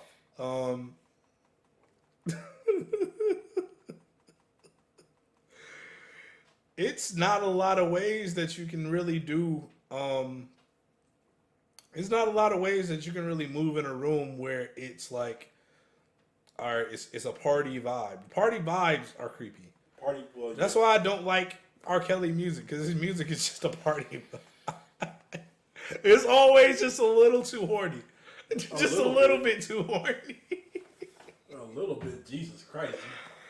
That shows you how little of his music I've heard, because I've only heard like the singles and shit. I've never heard the album cuts. I know the album cuts gotta be nasty, because the singles were enough for me to go, oh, this is uncomfortable to be listening to.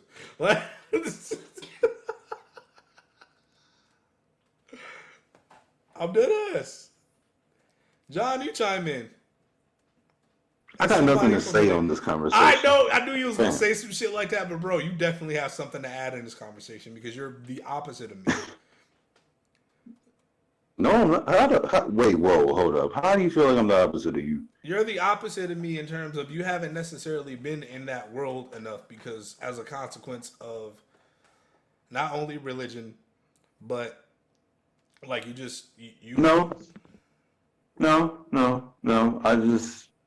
No, that's a consequence of me just not being social. I'm not social either. And the people who gravitate towards me. I'm not social, but at 17 it was like, there's some hoes there, I'm going. Like No. Just for the record, the 17-year-old in me jumped out. I would never ask or think about whether or not there would go. Like, I'm trying to avoid any of those. In terms of I understand that. Those particular spaces, I don't need to be there. I've done enough. I understand that, and I hope that the people listening to this understand that too. You know. No,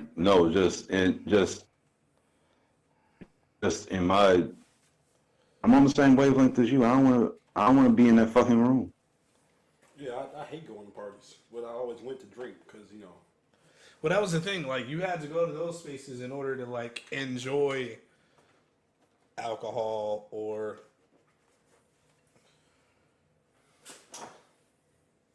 my thing is I've had alcohol before. I don't like it. It tastes nasty. I've seen what the fuck it does to people. Like, why the fuck would I want to be in that condition? Furthermore, just my whole life I've just always been given the impression that socially I'm a fucking leper.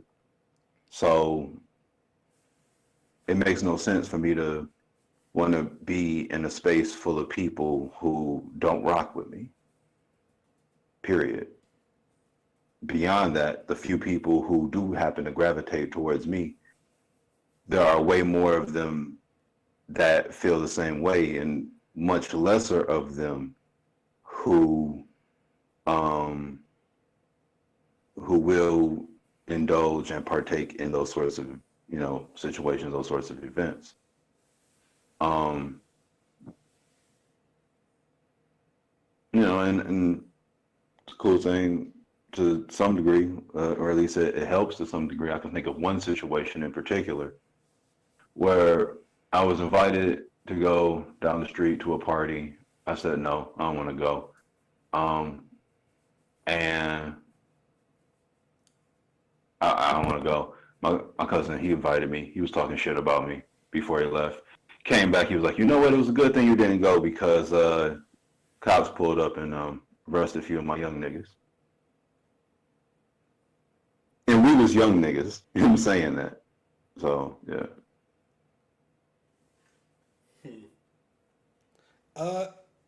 I mean, yeah, that comes with the territory, because 9 times out of 10, and I've been one of them.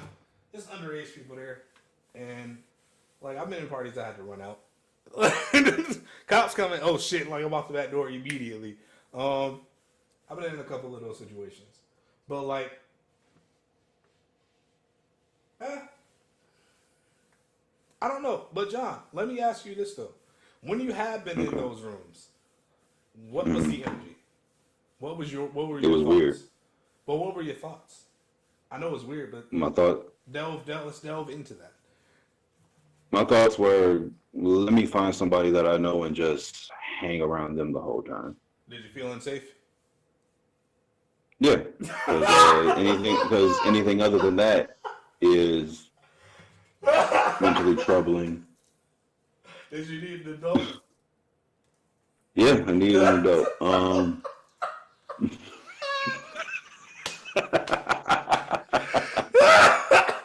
Your big 6'8" ass, like, bro, I don't really Yeah, tallest, biggest nigga in the room's like, I don't know. Listen. No, see, here's the thing you gotta understand about me. You know I understand about you. You know I'm getting these jokes off, nigga. You know I don't. No, I get that. No, I get that. Okay, I guess I'm saying this for my own benefit then. Something that nobody explained to me, and something I really had to figure out on my own. I guess through some sense of like, I don't think delusions of grandeur is the term for it, but people always comment on my size. People always comment on my height. And so what I've just had to learn, and it took me well into adulthood to understand it, is that people will fuck with me simply because I'm the tallest person in the room. And I didn't fucking ask for you to fuck with me. I didn't ask to be of a certain size so that you can fuck with me. I'm this size so that I can help your little fucking grandma get shit from the back of the top shelf in the supermarket. I didn't come here to impose my will or whatever dumb shit you think I came to do. Well, it's hard for me to shop. What I come...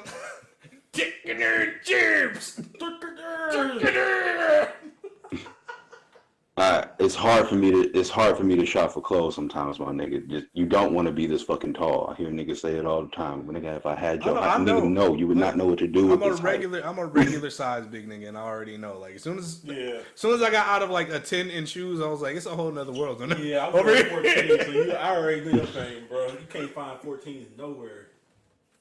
Exactly. Man. Exactly. Nigga, I can't find suit coat jackets nowhere. I went to where did I go? I went to Steinmart to find a suit coat, and they stopped at like a 46, and I'm like, I'm a 52. They're like, yeah, we don't carry that size in here. I'm like, obviously you don't fucking carry it. Your big ass out of here. You ain't spending no money. I felt so disrespected in there.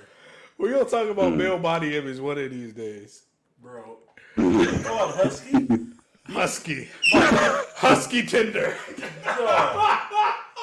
Dog. I hated wearing husky-sized clothes. Like, I need husky knockers. Where's the husky size? I was sweating. And they said that, and they thought that was okay. Oh, shit.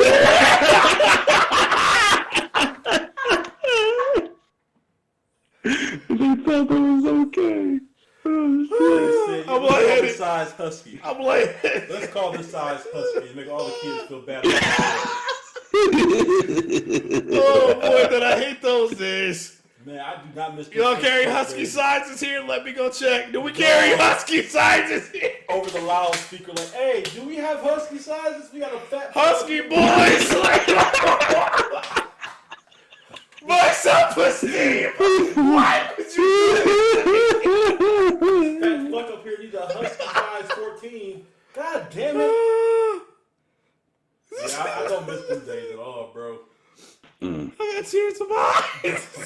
That was the wildest time of my life, going for kids only and asking for a husky size. For kids only. Oh man. Oh shit. We are so far off the topic of entanglement. How did we get here? We were talking about entanglement. We were talking about house parties. Then we got into me talking about me in situations at house parties, and then my size playing a factor into how people interact with me. And size there we always go. plays a factor into how people interact with you, which is why I'm still writing Ogre, and it's changing and evolving as I'm getting more comfortable talking about shit. Because that was the original concept. Like, the ogre of every story is the villain, but like, why?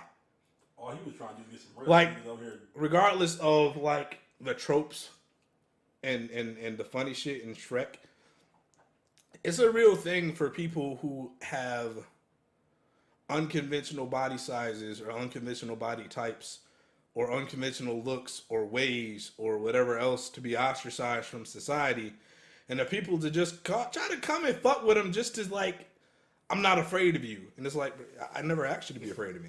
Right, like I'm over here in the swamp. I'm chilling. Like, I'm in the swamp chilling. You gonna come over here and take my land? Like, bro, I'm in the swamp because y'all ran me out the town in the first place, and now you want to come fuck with me in the swamp to prove that you're tough. I'm already not. We're not in the same lane. I left everything you love alone. But now the swamps are the place to be, so now I got to move out the swamps too, my nigga. Ooh, message. We're speaking in metaphor here. Message. But no, I want to kind of guide us back from that ledge. Title of this should be Shrek. Title of this is definitely still gonna be entanglements and shit. Because we're gonna flesh this out properly. We're gonna flesh this out. It's already it keep taking all these segues. Entanglements and shit, definitely. But like within that, like, and we really gonna have a hard conversation one of these days about like times that as young boys we're actually forced in some really, really, really uncomfortable positions that we just have to do something in, and we usually wind up doing the wrong fucking thing.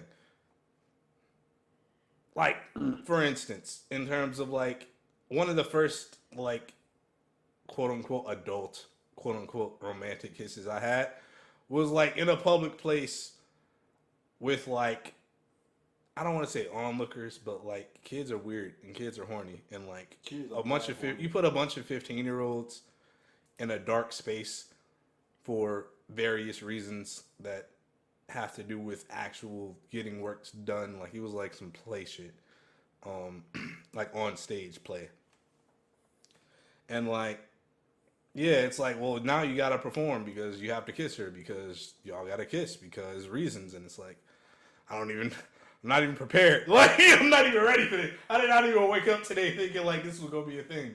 But now I gotta do this thing now. And there's onlookers, and that's embarrassing. And what if you're not fucking good at it? Like, there's a lot of shit that gets glossed over from adolescence into manhood. Like, a boy's adolescence is literally like, oh, they're just wild, energetic monkey people. It's never about like the emotional development and the emotional scars and the emotional shit that we go through. Man. And that, for lack of better phrasing, is kind of what turns us into men incapable of processing it, because we're forced into kind of a particular mold in order for shit to work. Because let them tell it, we don't feel shit. Right. Yeah, they 1000% think we don't feel shit. They still ask on a daily basis, do boys even cry? Let them tell it we shouldn't feel shit. Like, yeah, nigga, we feel things. Things cry, are felt. We get emotional. We get emotional, and there's nothing wrong with that shit. Yes, we get jealous. Yes, we get etc. It happens. Not as often as you. Not as often as that person over there, maybe. But nonetheless, it should be valid and should be taken into account with like the shit that's going on. There's a lot of situations where like I felt like I was being, or my perspective was being completely invalidated. So of course I'm gonna act like a dick now, because that's what you're responding to. Yep. People only respond to dick moves, and people don't want to. We should have a conversation about that soon too. People don't respect you when you show force. Yeah. When you become a dick, okay, prime example, when after you've been roasted so long, once you start roasting other people and you start really getting into your bag, roasting people, it just becomes. First of all, it's excessive because 9 times out of 10, if you're the one always getting roasted, it's because nobody's on your side.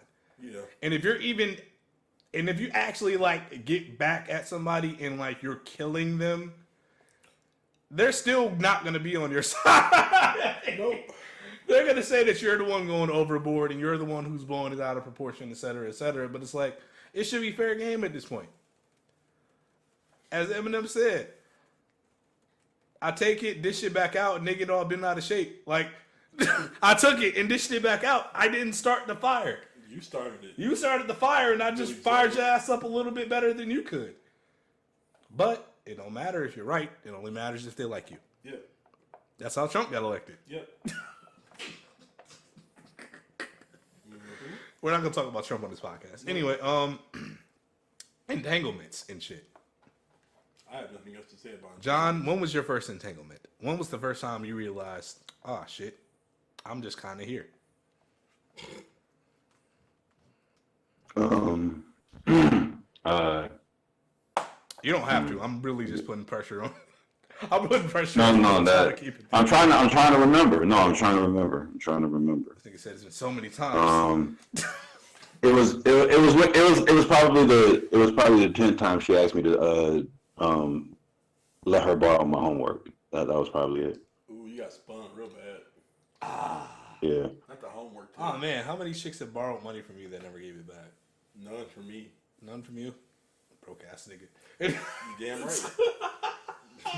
You ain't getting shit from me. But no, like my predicament was that I had 2 sisters growing up. So like I had that mentality already where it's like, all right, you gotta look after your sisters.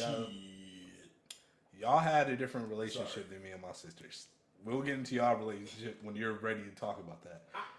When you're ready, not this episode. We're talking about entanglements right now. Okay. But because I had 2 sisters growing up, for me, I had a very like innate sense of protectiveness for people who were my friends or people who I thought were my friends. The same way I had an innate protectiveness of my sisters. Within that shit gets abused. That shit gets used. That shit gets abused. Shit, I remember back in fucking kindergarten, it was kind of the same thing. It was like, well, let me see your work, because you clearly have a handle on this. And I'm just like, I should let you see my work. I should be a good person and let you see my work. Boom, now I'm in trouble, and everything is good over there. Because I fucked up. And that's the story of a lot of relationships I wound up at. Like, not like, romantic relationships, but like a lot of relationships I had with like female classmates, where it was like, I don't really fuck with you, but it's clear that you have a handle on these things, so I'm gonna make sure I'm at least somewhat in your corner to benefit from that. Man, story of my life, or so I thought. But what? Well, no, because I felt like people only messed with me because they saw something that they could get out of me, but in reality, it was the opposite. They genuinely liked what I was about, and I thought that they didn't. So I kind of. Oh no, I had receipts. Like, it was people who didn't fuck with me at all, who were like, "This nigga got a truck, so we about to be all in the truck." They didn't fuck with me at all. But that's a story for another time. This is a great podcast. Already an hour and a half.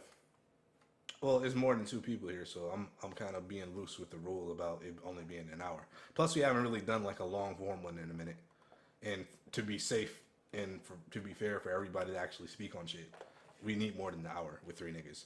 Yeah. Anyway, damn, John, did I cut you off and not let you finish? Or no, you said it was the homework. Oh no, it was a joke. That was a joke. That was a joke. I really didn't have nothing more than that. I cannot realistically recall myself being involved in any type of entanglement. Again, growing up, I was a social fucking leper. Nobody fucked with me except for maybe a handful of people. I would say to an extent I was a social leper too. But like we had a big ass family, so like I had a little bunch of cousins. I didn't really give a fuck. Like as far as friends and shit. And I still have the same, like the person who called me during the podcast just now was the same friend I've had since before I was one.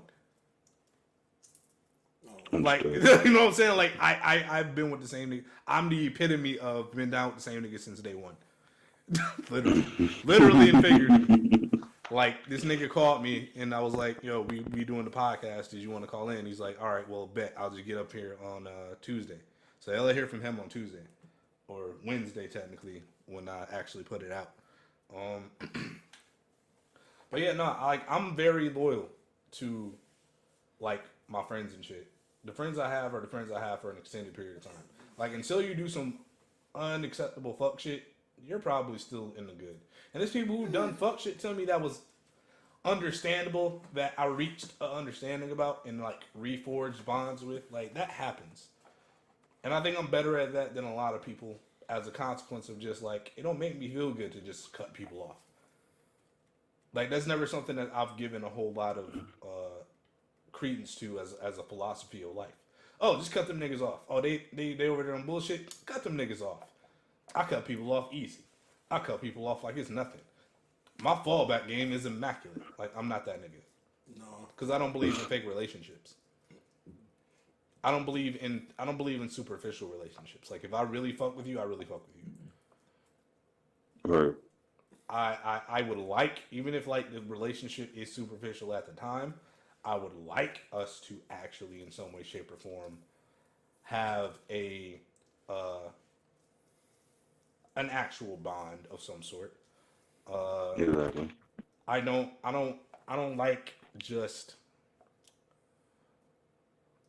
like just meeting new people all the time, because I've been in positions enough to know that if somebody's only known you for a little bit and you're gonna have to eventually depend on them for something in terms of like, oh, that's a coworker of yours, and you're depending on them to do their job so that you can do your job so that you can continue to get money and shit.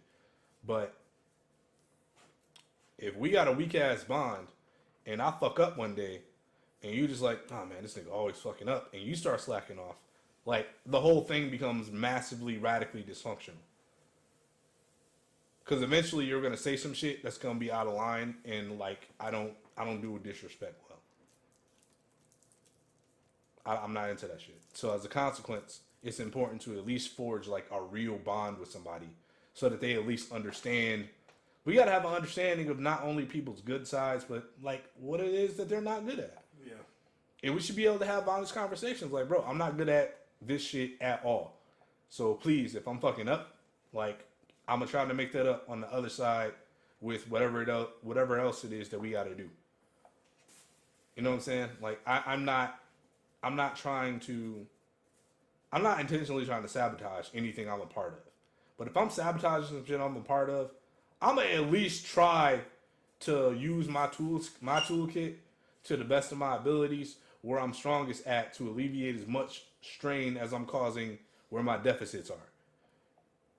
Because that's just how I'm cut. I don't like half-assing shit, but I know what I'm good at and what I can and can't do.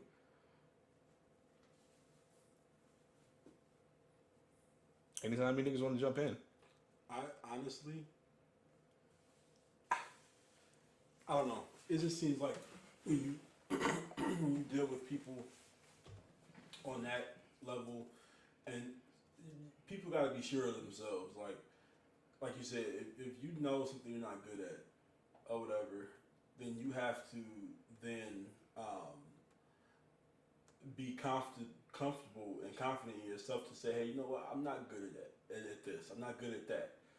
But not too many people are sure with themselves or are real with themselves enough to determine their weaknesses, because people want to say, oh, I can do everything. Well, no, not everybody can do everything. Nobody can do everything. So somebody has to do something, and you make up for it in another end. But also, in addition to that, no one likes being told that they're wrong, and no one likes looking at themselves in the mirror, because then a lot of people have the tendency to look at themselves and see only the ugly side of themselves, or some people, develop delusions about themselves, and they can only see the positive side of themselves. Nobody has a very balanced view of the self, and it's hard to look in a mirror, so to speak. Yeah. Shit. I call myself ugly every day. I'm joking. But like, no, I'm a very reflective person. Like, there's nobody on the universe in the universe I'm harder on than myself. To everybody around me's detriment, because people like, I don't want to say any like self-absorbed shit like, oh, people look up to me, but like a lot of people do think I'm a lot more capable than I am.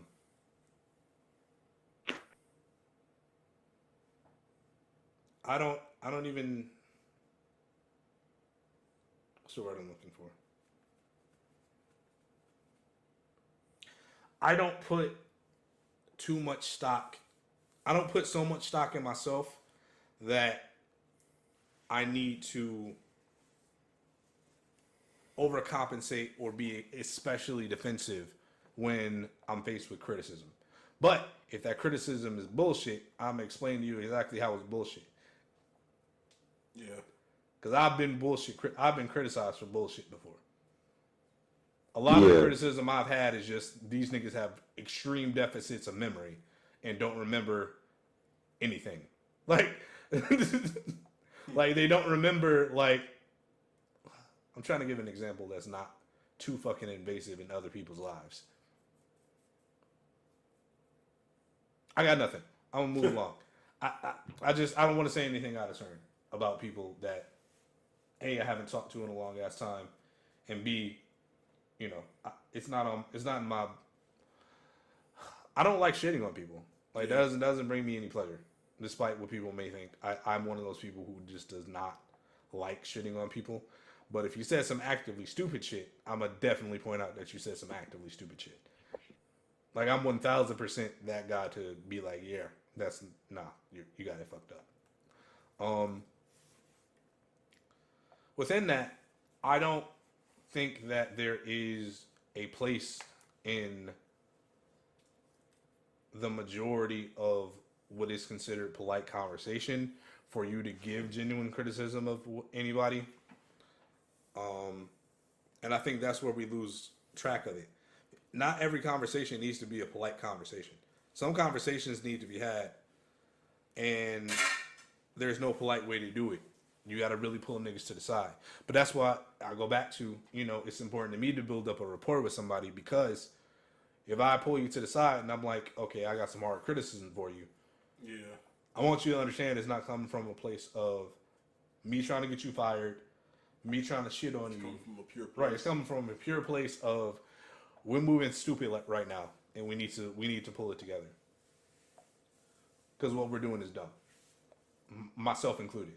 You know what I'm saying? Like, I always make it very clear that any real criticism I have of what people got going on or what they're doing, either I'm not helping as much as I should personally as far as I feel, or it's not even I don't say it's not even that deep, but like for lack of better phrasing, it's not even that deep. Anyway, entanglements. I think I'm good. I feel like the word is gonna get used the wrong way a lot in the coming days and weeks. Oh, for sure. I feel like a lot of people are gonna do that thing where the same thing where they did with the friend zone, where they were like, "Oh, there's no such thing as a friend zone. She just don't fuck with you," and it's like nobody even said he or she or anything. Like, that nigga could be gay. Like, what do you like? You assuming a lot with what it is you said. Like, I get what you're trying to do, but at the same time, calm down. You don't know these niggas. You don't know niggas' circumstances like that for you to be making claims like that anyway. I don't put a whole lot of stock in like the bullshit circus that surrounds any sort of incident like this. Like, I'm not into trying to make sense of people's relationships from just what I see in passing on the internet. And I think that a lot of people are in relationships where they overestimate their value to the other person, or in relationships where they undervalue the other person in the relationship.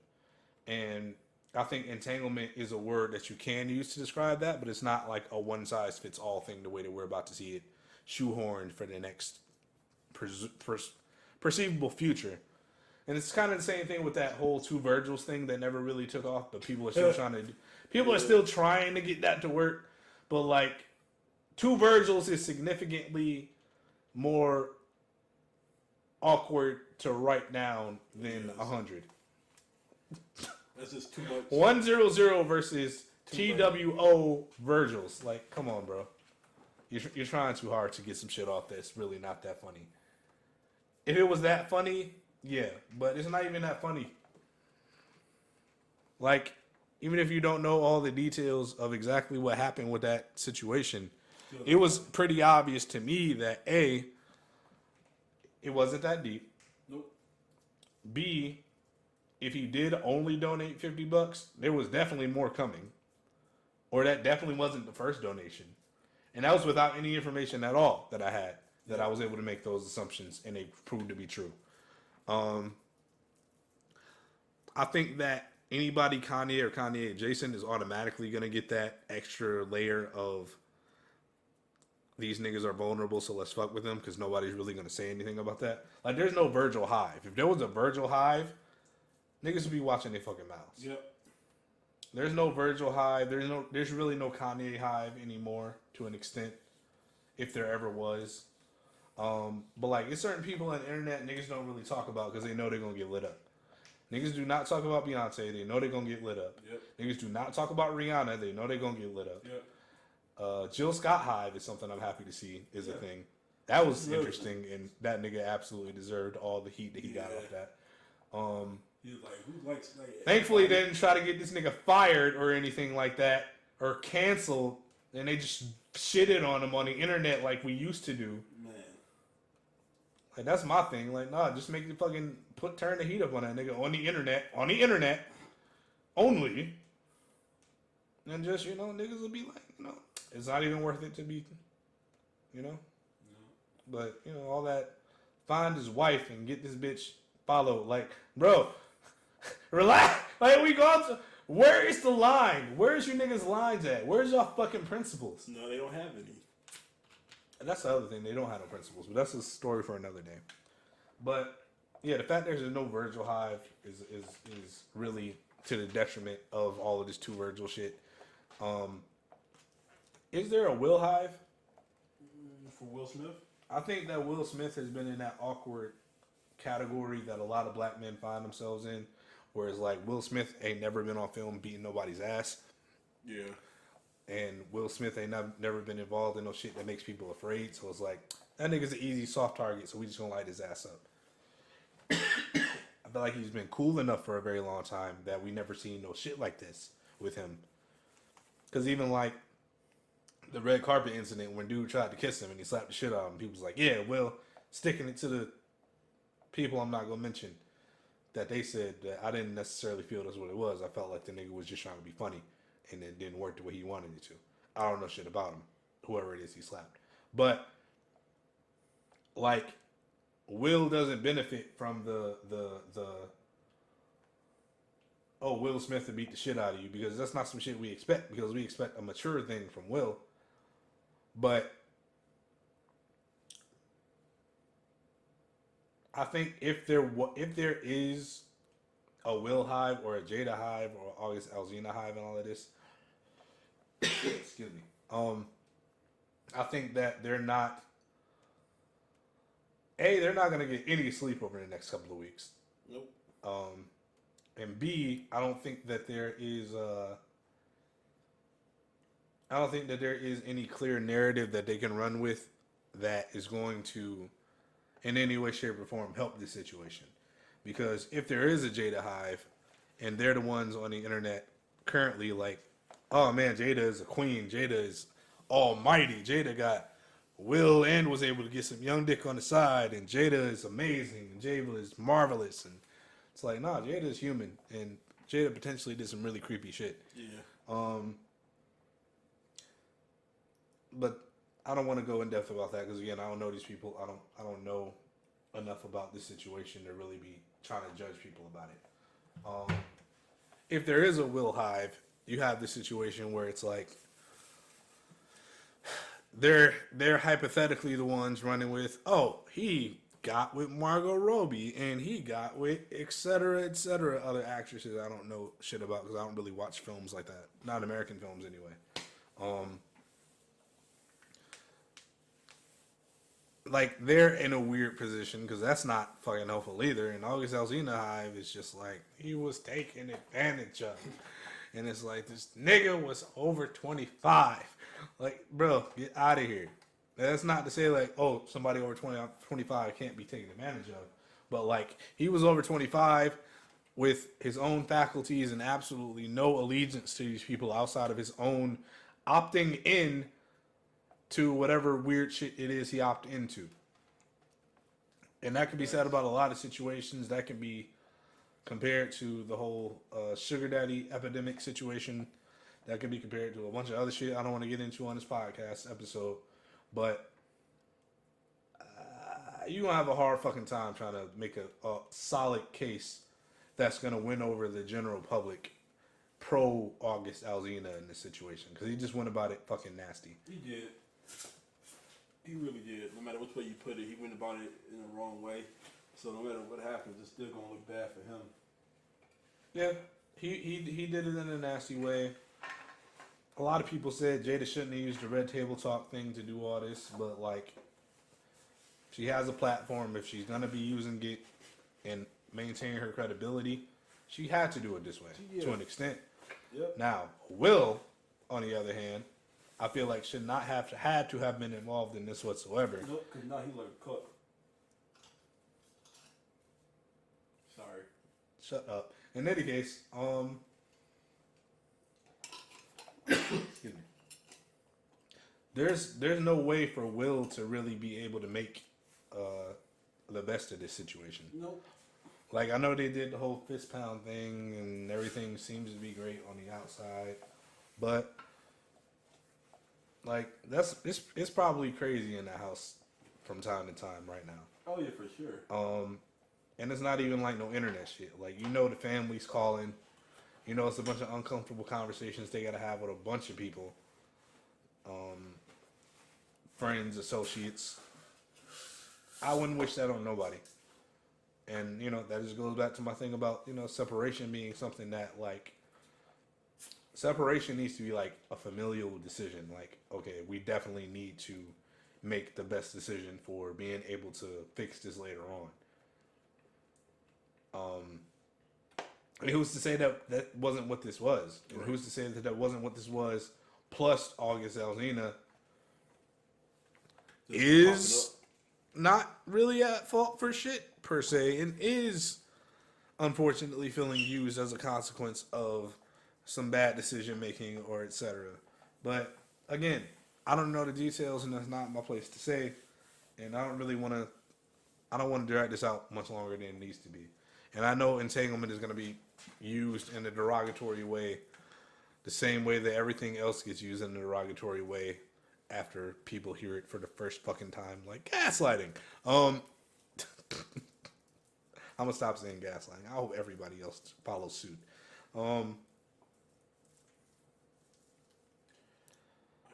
Yeah, that's pretty much it on that. Anything else on entanglements, boys? Nope, I'm all good. We got shit posts of the week. Anybody bring their homework? Anybody see some really wild shit out there that they didn't want to see? Honestly, that they wish they could unsee? We got a bunch of shit in the Discord that doesn't exist. Right. So that's. I wish I could unsee everything on the internet. Don't say everything. There's plenty of dope shit that we seen.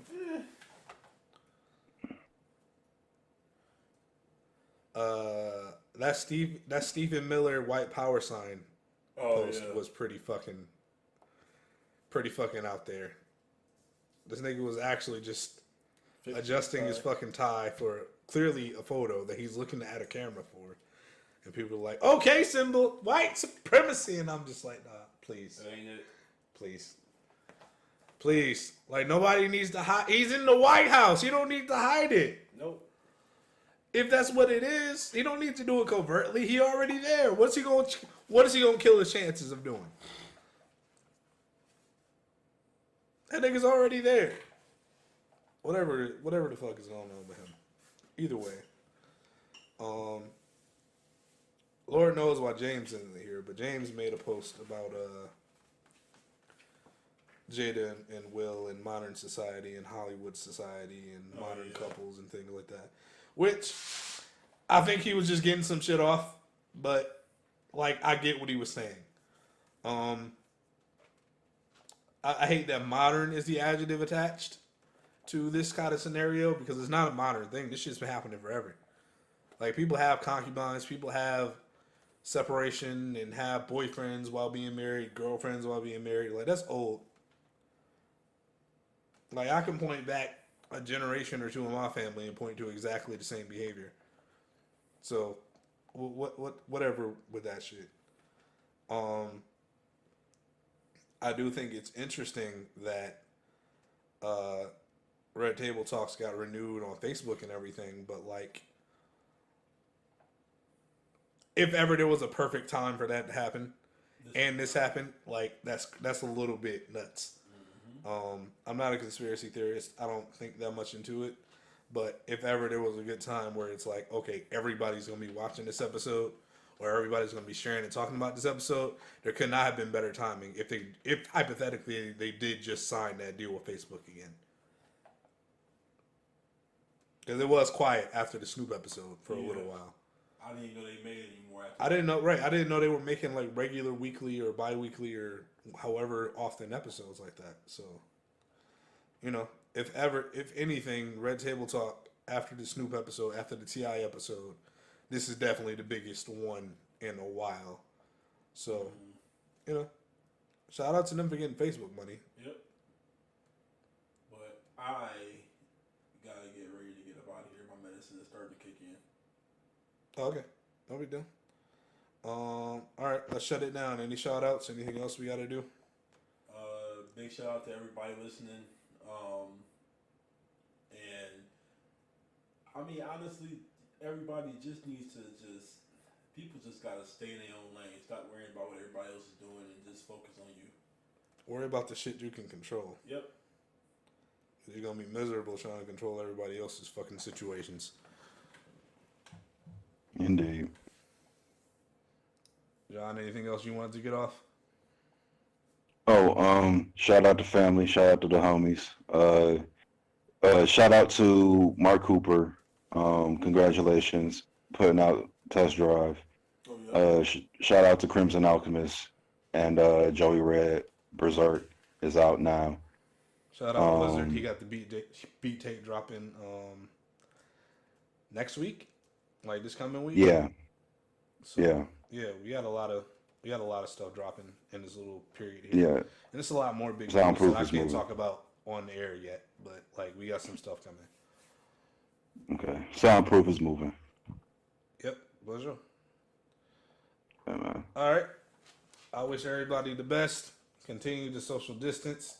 Do not be a dumbass and try to be out here with your friends doing wild shit, putting yourself at risk, putting others at risk, putting your grandma at risk, and all this other wild shit. And just chill for a while.